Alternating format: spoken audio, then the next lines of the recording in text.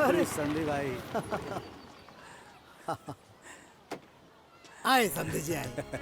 दरअसल कुछ जरूरी बात करे को रहल नते बुलौनी हो। अच्छा आए।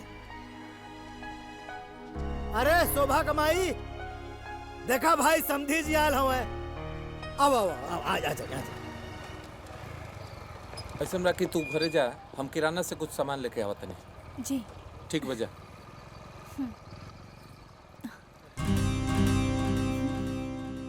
पापा आइल बाड़े। का बात है समधी जी, बड़ा इमरजेंसी में बुला लेनी है।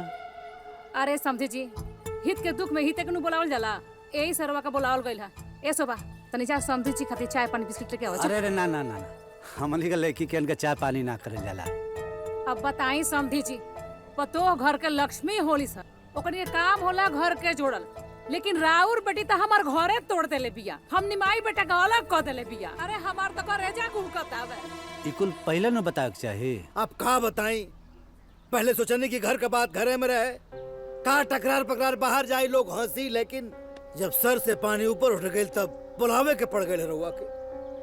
रउआ चिंता मत करी समधी जी, जरूरत पड़ी तो के थप्पड़ो लगाए, हम ऐसा ना होके देव। आवे दो के हम समझावत तानी। देख ले अब आपे के देखे के हो। पापा खुश रह खुश रह। तू ठीक बाड़ू ना? एकदम ठीक बानी। रवा कैसन बानी? हमरो ठीक और बा। माई? वो ठीक बाड़ी। बैठी ना, हम अरे चाय ना बना ना के ना लावत हनी। बेटा, बेटी के घर के चाय ना पियल जाला। बेटा तो से एगो बात करे के रहला। ठीक बा पापा। आई का बात है बेटा? हमके का कुल सुने के मिला था? हर माई बाप के इच्छा होला कि ओकरे बेटी के ससुराल में बड़ाई होके। हमके बुराई सुने के मिला था, तनको अच्छा नहीं खिलागत हमके। पापा रवा बिना तो हम अपन कल्पना भी नहीं कर सकत।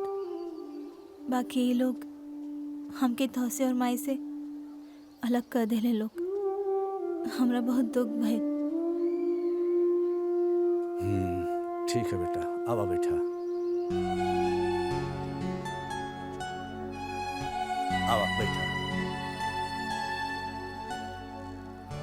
देखा बेटा, तू ये घर का बहू हऊ, ए नाते तोहर कर्तव्य भी बनेला। हम नहीं चाहत कि तोहरा चलते तोहरे माई बाप के सब गारी देस। ना पापा, हम ऐसा ना होके दे। का? कैसे?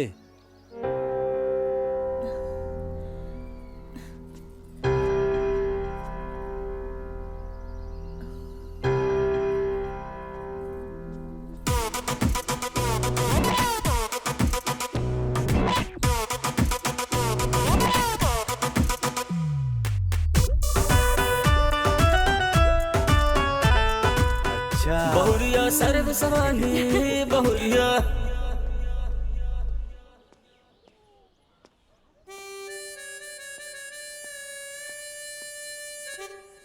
का भइल? समधी जी, हम अपना तरफ से समझाओ के बहुत कोशिश कैली, लेकिन वो अपने फैसला पर अड़िग बिया। बाकी रहुआ तो कह के बनिया के जरूरत पड़े थप्पड़ भी मारब, अब का भई? समधिन जी, शादी ब्याह भाई लड़की पर हाथ कैसे उठा लिया? गजब बात है भाई, मतलब वो रहुआ बस में नहीं की। समधी जी, ये हमसे ना हो पाई, हमके माफ करी, जाता नहीं। माफ कर दा ला, ये कौन बात भाई? माफ कर दा। बाप रे बाप, हमार तो किस्मत फूट गइल बा, बढ़ानी मारो। तू नौटंकी मत किया करा। अरे जब अपने बाप का नहीं की सुनत त हमार का सुनी। ए ना ते खतरानी लालच मत करो। अरे रौरा ने बेटवा कर दीवाना भइल रहे, हम तो दोसर लड़की देखे रहनी नु। ला ला ला ला ला ला ला ला ला नौटंकी बाजी, नौटंकी करा, पागल कर दी मेरा। सब लोग हमरे पे छनकाता। जाय देना माई। हार में जा माई तोर, भाग से। हम का कहनी है? का हो? अब कितना बेइज्जती साहब हो, अब तो चल जाए घरे। का करी रौरा घर जाके? हां? बर्तन मांजी? हम अपना घर के महारानी बनके बहुत खुश बनी। रौरा घर के हमरा जो नौकरानी देखे बने के। हां?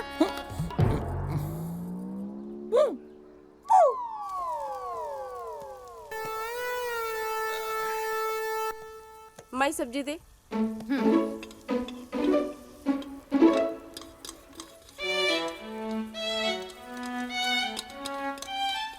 रोटी दे। ले जाओ। भगवान ऐसन भौजाई दुश्मनों के मत दे। जब से घर में आयल बिया झगड़ा के अड्डा बन गइल बा घर।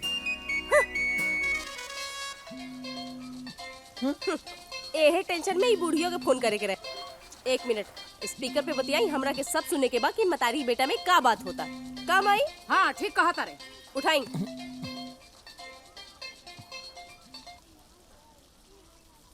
हाँ माई प्रणाम। आग लगे तोरे प्रणाम में। घर आए के बा के ना या उहे चुड़ैलिया के साथ घर बसावे के बात हो रही। चुड़ैल माई। नाही माई बस लिवा के आवत आनी। चुप रहा बीवी के पिछले को। जोरू के गुलाम फोन दा अपन सास के फोन दा। ले माई। हाँ समधिन जी प्रणाम। का समाचार बा? प्रणाम प्रणाम सतीन जी। अगर उनकरा के दुनियादारी की चिंता ना हा तो का तोरा के भी दुनियादारी की चिंता ना हा।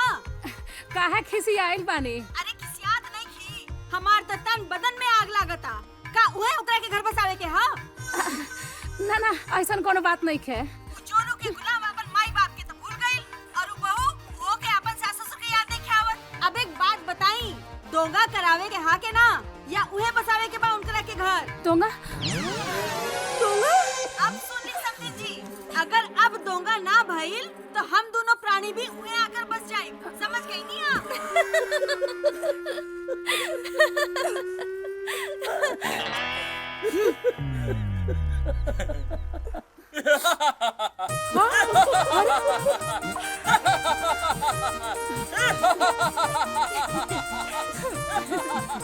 समधिन जी पूरा चिंता मत करी, हम दोंगा कह देम। रे पनरी के पूछ, पनरिया के चढ़ावला सत्ते चढ़ाता है रे। ओकरा कहला पर जौन मन करता तौन करता रहते। 4 दिन बाद तोर भूत उतर जाई तब हम देखे। माई पुलिस आइल बिया। पुलिस? पुलिस आवतिया? बाहर पुलिस? रामशरण बाबू।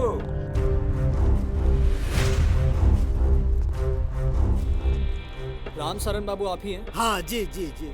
हम एमडीएफसी बैंक से आए हुए। अच्छा अच्छा अच्छा अच्छा अच्छा बैठे बैठे बैठे साहब है तने कुर्सी ला पढ़ ला जल्दी से। रहने दीजिए, बैठने उठने की जरूरत नहीं है। हाँ हाँ हाँ आपने ट्रैक्टर और मोटरसाइकिल ईएमआई पे लिया था, हाँ साहब ले रहनी। तो 4 महीने से ट्रैक्टर का और 3 महीने से मोटरसाइकिल का ईएमआई ड्यू है। हाँ साहब का हमारे लड़का के ब्याह रहा तो हम 2-3 महीने से उलझ गए नहीं, जमा ना के पड़ी। लेकिन आप चिंता मत करिए, हम जमा कर देंगे जल्दी से। हमें इन सब चीजों से कुछ लेना देना नहीं है। आप ट्रैक्टर का चाबी दीजिए। चाबी? जी सर चाबी कैसे दे दें? मतलब ट्रैक्टर हमार खींच के ले जाइबा, मोहल्ला और गांव के लोग देखी तो हमार का इज्जत रह जाए साहब। उससे हमें कोई मतलब नहीं है। आप अभी के अभी ट्रैक्टर का चाबी दीजिए। अरे साहब ऐसा मत करा, मतलब 1 महीना का मोहलत दे दो साहब, हम जमा कर दे। अरे बैंक हमें इन सब चीजों की कोई परमिशन नहीं देती है। अरे 1 महीना का मोहलत दे देना। जी सर, 1 महीना। हाथ जोड़ते हैं, 1 महीने का देती हम पूरा जमा कर दे। ठीक है, 1 महीने का मोहलत दे रहे हैं जी। ठीक है, 1 महीने बाद मैं आऊंगा और पैसा नहीं मिला तो ट्रैक्टर खींच ले जाएंगे। साहब नौबत नहीं आई, हम जमा कर दे पक्का। ठीक है, नमस्ते। धन्यवाद साहब। देख ला यह दिन आ गई कि पुलिस घर तक आ गई। हाथ जोड़े के परत हो पूरा परिवार के। डांट साधुन बार किस्मत। देख ला मेहर मऊक सारे के। देखा सर खड़ा होके देखत बा कचर कचर। यहाँ तक सर ना आ पाए। बाप के बचती हो सरवा खड़ा होके देखत बा। सारे देखा भागा सारे। मेहरारू काचा में छुपा जा। सारे नालायक, ऐसे औलाद से बेऔलाद भला। अरे जाए दी, शांत हो जाई। जब बेटवे मुर्घई से निकल गई तो क्या करे? भूल तोर गलती हो और घोर घोर पियावा और लेग्स लुलु करत रहलू। नालायक सार। आज तारा हाथ के कुछ टेस्टी खाए के मन करता हो। रो बताई का खाए के मन है? अरे लिट्टी चोखा बना दो और का। ठीक बा? ठीक बा। ठीक बा जा।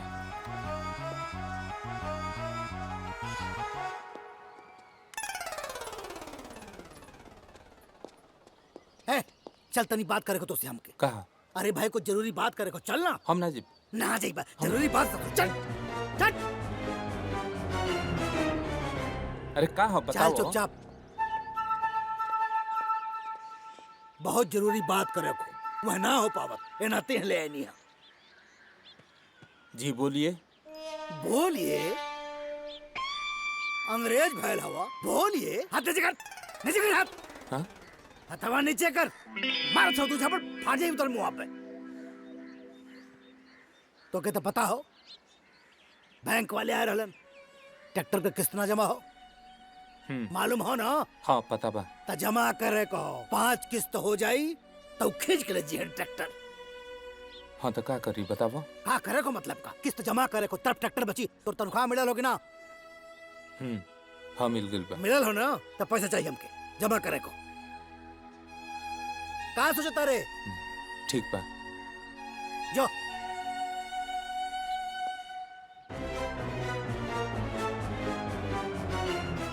बोलिए सारे पापी नहीं था।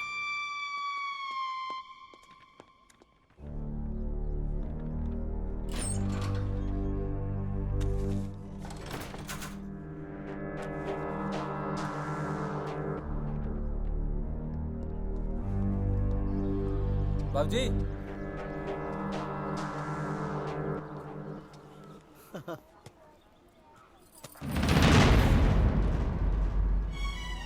रवा ये पैसा नहीं दे सकत। काहे नहीं दे सकत। जब हम अपना मम्मी पापा के पैसा नहीं दे सकत तो रवा भी ना दे सकेनी। काजल बाबूजी के पैसा के जरूरत बा। हमरो भी पापा के जरूरत रहे। काजल बात के समझा। रवा काहे नहीं की समझत। काजल बहुत ज्यादा हो रहल बाप। अगर दोबारा रवा ऐसन कही नहीं तो हम जहर खाकर अपन जान दे दे। बहुत सुना ना। अरे कहने समझते रे आए ट्रैक्टर खींच के चल जाए रे पगला रोको के। बाबूजी आज जौन हो रहल बानू इस सबके जिम्मेदार रहुए सभी पानी जा। पागल होवे कारे हम का कहीं नहीं हा। अरे बेटा वो नाटक कर दिया नाटक। अरे माई नाटक का ड्रामा के तो तू बातें मत करो। आज जहर खाली तो का करबू एक रिस्क ले हम।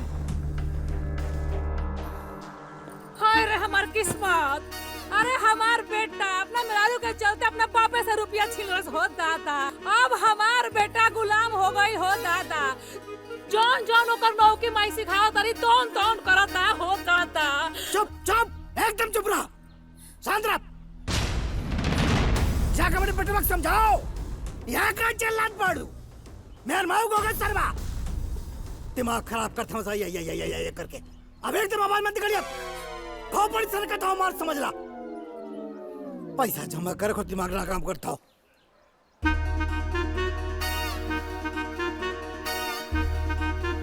इज्जत बचावे को पैसा जमा करे पड़ी।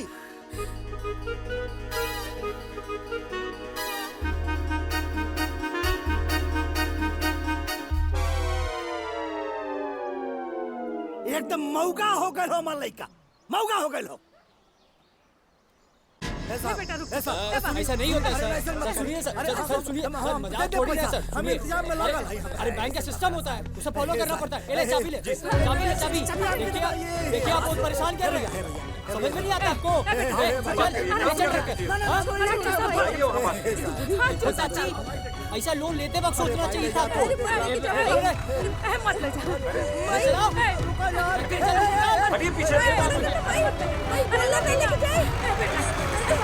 सुनिए आप सब कुछ नहीं सुनना है। चलिए पीछे चलिए आप लोग चलिए जाइए। लेके चल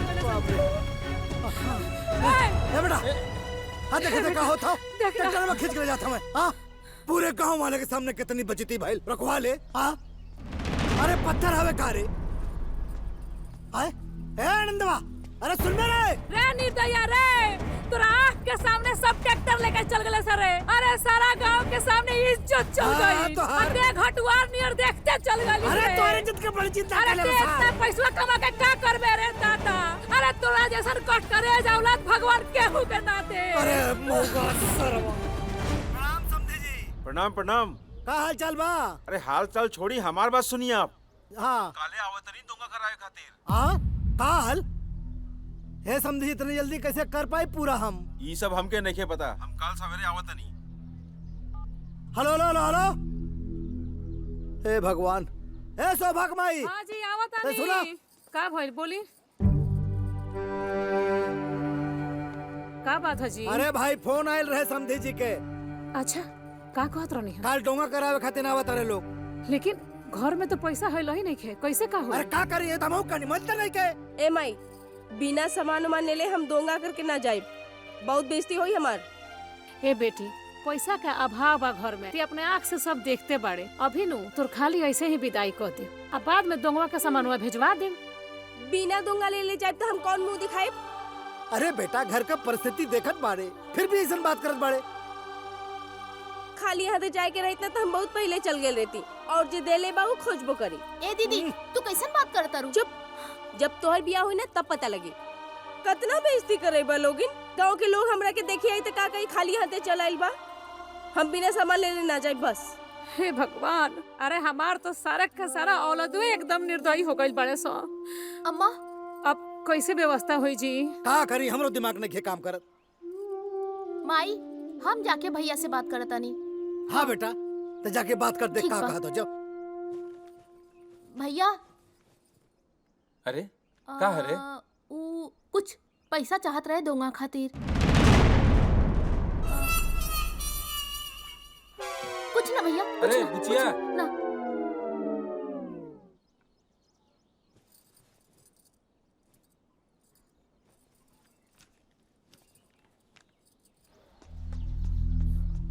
का भेल का बेटा? भर रहे हैं? माई भाभी ओइजे बैठल रहली, यही से कुछ ना बोल पैनी हम। का बताइए हमारे दिमाग के नहीं काम करत।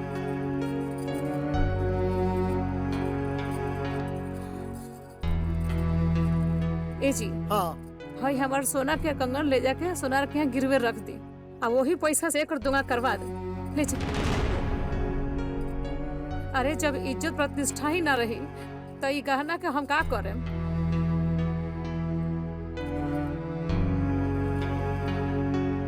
सेठ जी ये हमारा के बंधक रखे के हो, कहे से कि हमारा 50-55 हजार के बड़ी सख्त जरूरत है सेठ जी।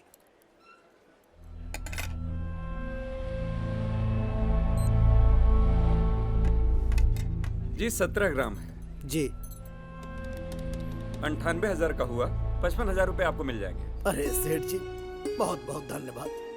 और कब तक लौटाएंगे? हम ज्यादा से ज्यादा 2-3 महीना में हम वापस कर देंगे। अच्छा हाँ ये लीजिए। ये कितना हो सेठ जी? ये 50,000 है। अच्छा अच्छा ये 5,000 है।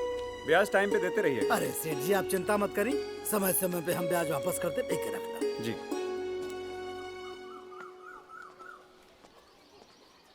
का हो मर्दे, का तू लोग यहाँ पर नोटंकी करो तरह ससुराल में रह के? शर्म नहीं खे आवत? हैं? नाक कटा दिले पड़ा तू लोग खानदान के जेब से। अरे कोनो बात ना चाचा, जाए दो जाए दो।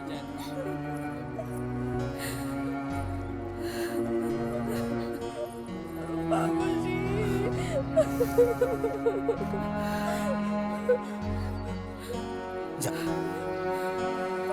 चल बैठ।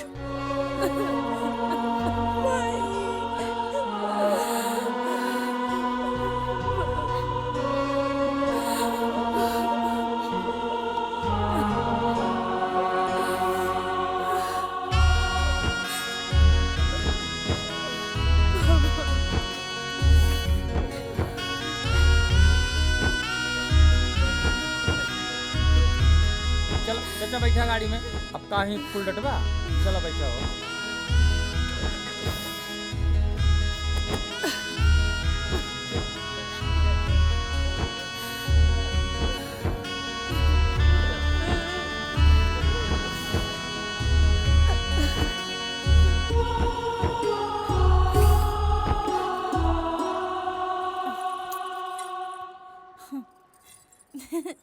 कैसन बा एकदम बढ़िया बा। भैया? ई फाइनल। फाइनल कर दो। ठीक बा। ई कैसन बा? बहुत बढ़िया बा। भैया ई हो फाइनल। ठीक बा।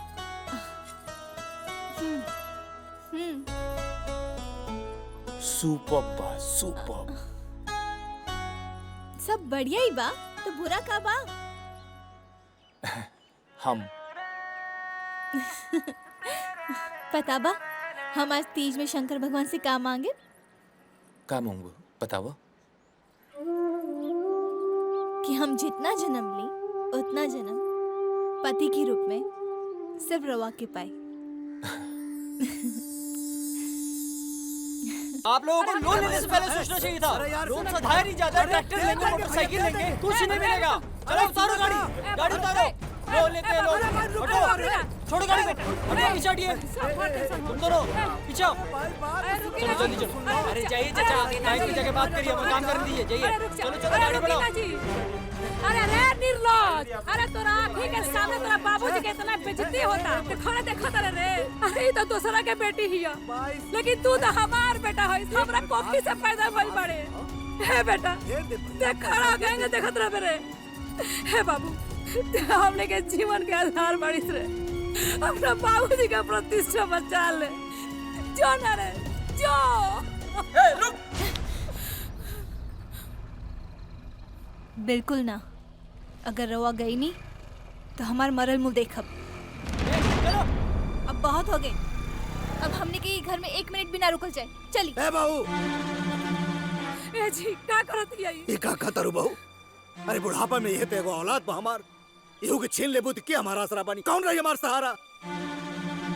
जैसे रवा लोग के कौनो सहारा नहीं खे, वैसे ही हमरा मम्मी पापा के भी कौनो सहारा ना रहे। हमरा अलावा उनकर कौनो आधार ना रहे। बाकी रवा लोगन खातिर हम अपना बेसहारा माँ बाप के भी त्याग देनी। तनिक सोची कि वो लोग पर का बीतत हुई। रवा पासे तो बेटा बा, बेटी भी आ, बाकी हमरा माई पापा के पास केहू नहीं के बाबूजी।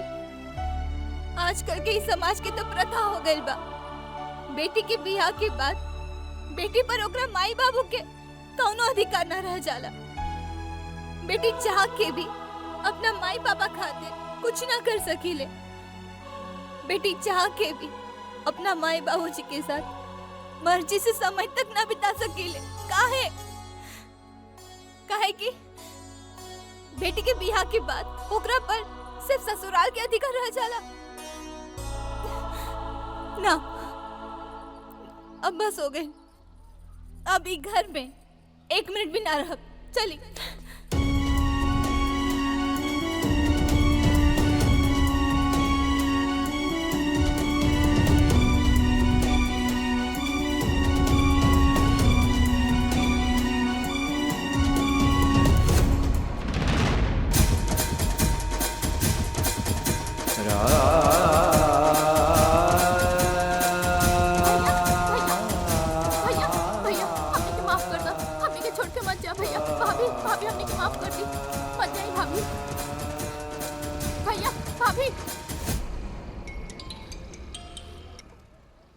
हाँ दीदी।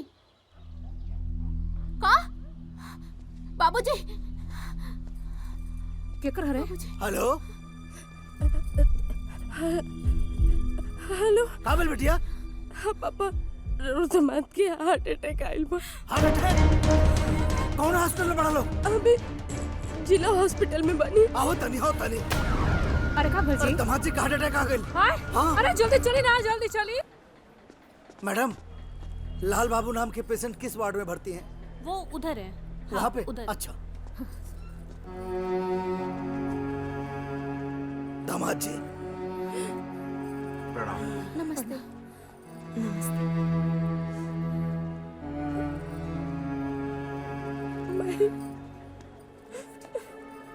का हो गई? चिंता मत कर, सब ठीक हो जाए। हाँ बबुआ, हमनी के सब के हुरवा साथे बानी सन।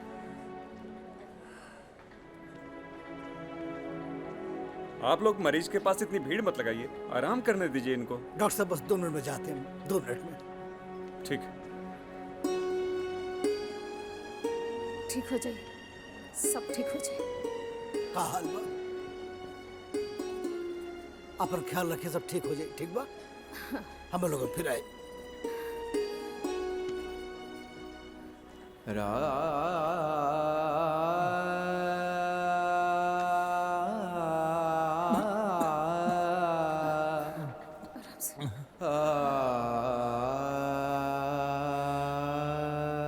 बाबूजी, जियब की मरब हमरा के नहीं के पता बाबूजी। कुछ ना होई, चिंता मत करा। एक बात बतावे के चाहता नहीं माँ जी। का बताओ के चाहता नहीं बबुआ, बताई ना। रहुआ लोगन के लागत होई कि काजल रहुआ परिवार खातिर गलत कैले बा, बाकी ऐसा नहीं के माँ जी। ए बेटा, घर बिक गई, ट्रैक्टर खींच के चल गई, मोटरसाइकिल खींच के चल गई। अब केहू का अच्छाई बुराई गावे का कोनो मतलब नहीं के। बाबूजी कुछ बर्बाद नहीं के भाई बा। राहो ट्रैक्टर हमरा करे बा बाबूजी। का बात करता नहीं? हाँ?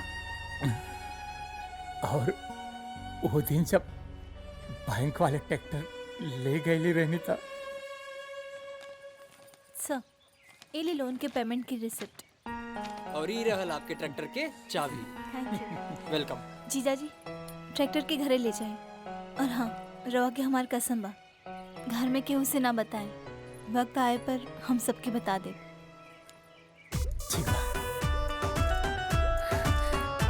ट्रैक्टर छुड़वा दे। बहुरिया सर्व सवाली बहुरिया। बाबूजी वो दिन जब डोंगा खातिर गाना गिरवी रखे रहनी ना, पता बा काजल का कहीं नहीं।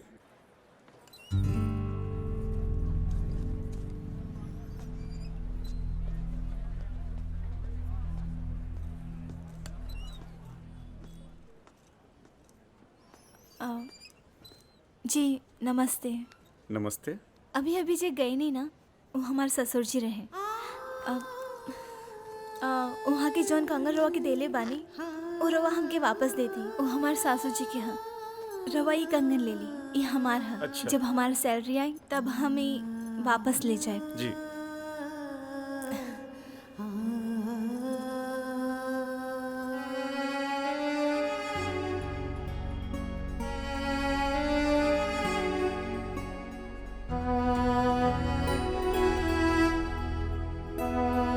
बाबूजी वो हर पल रहुआ के परिवार के बारे में सोचेली और मान प्रतिष्ठा के बारे में सोचेली।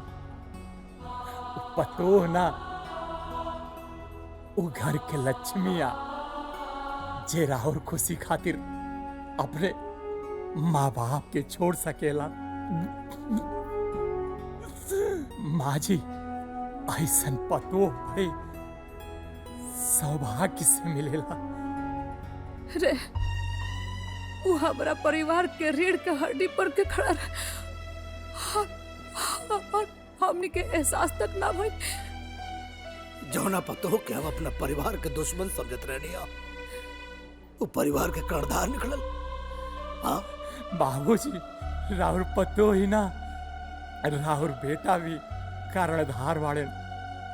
अरे जौना बेटा के रहुआ लोग मेहर महुगा कातरा नहीं ना, मेहर महुगा ना, अरे हीरा बा हीरा।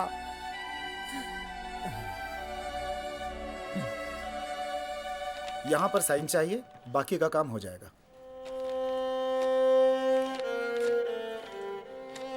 दामाद जी ई का करता ले? दामाद जी का रउआ हमरा के बेटा ना माने नी बाबूजी। ऐसन काहे बोले तानी रउआ? रउआ हमनी के बेटा बानी। दामाद बेटा से कम ना होखेला। अगर बेटा माना तनी नुमाई तो हमरा के बेटा के फर्ज पूरा करे दी। लेकिन बेटा लोन तो हम ले ले बानी ना, तो हम ना भरब।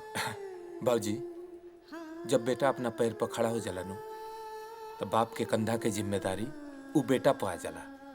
यही सरा लोन हम अपना नाम पर ट्रांसफर करावत नहीं। चली तो ए पेपर पर साइन कर दी और रउआ अपन आशीर्वाद दी हमरा के, ताकि हम अपन फर्ज पूरा कर सके। सही कल जाला कि बेटी दहला के बाद बेटा मिलेला। आज देख लेनी। साइन कर दीजिए।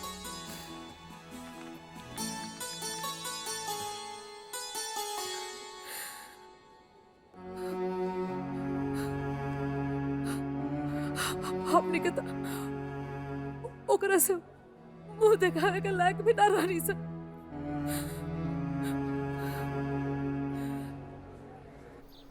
एक काजल कमाए खटिया का बात टूट गया, बाजार जाके ले आवे के पड़ी।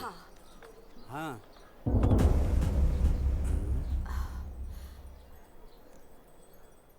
अरे समधे जी, प्रणाम प्रणाम। आई ना आई।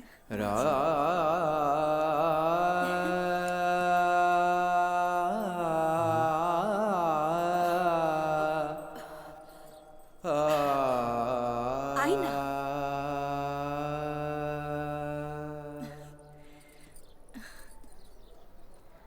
भाऊजी, माँ जी, प्रणाम। खुश रहो बिटिया। प्रणाम माँ जी। खुश रहो। आई ना, अंदर आई। ना बेटी, जबले तू हमने के माफ ना कर देबो तबले हमने के दोनों भगत ई चौकट नहीं से लाग सकत।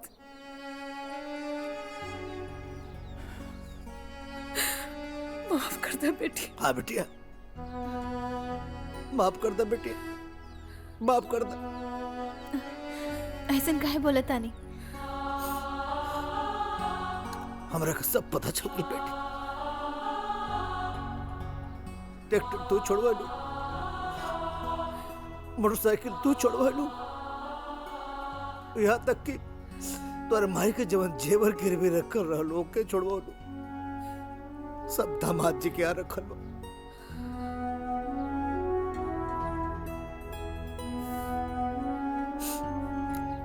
समझे जी? जी जवन बड़प्पन हमनी में होके के चाहिए वो बड़प्पन हमनी के बेटा बेटी के अंदर बा।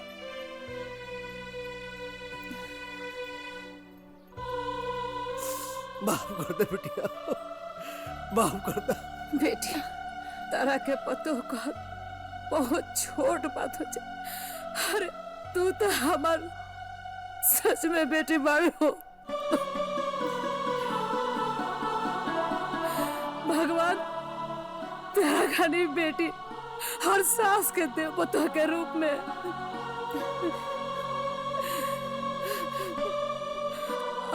हम तेरे का ना पहचान पनिए बाबू, हमरे के माफ कर दे रे बाबू। अरे माँ जी, एका करत तानी, हमके पाप के भागीदार बनाएब का?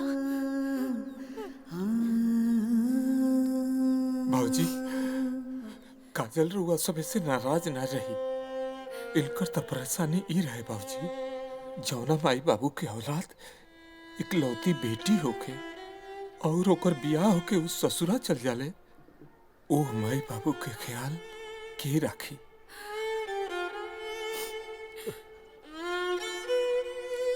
ओ माई बाबू के ख्याल तो बेटिए नु रखे बाबूजी।